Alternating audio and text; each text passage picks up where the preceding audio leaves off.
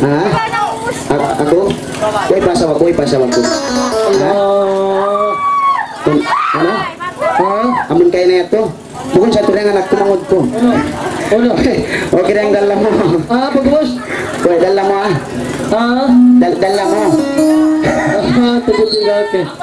Dapat ko siya. Dapat ko siya. Nag-usaha ako rin. Ando nag-usaha ako. Dapat ba? Nag-usaha ako rin. Bakit ito mag-ibay siya? Eko! Siya na!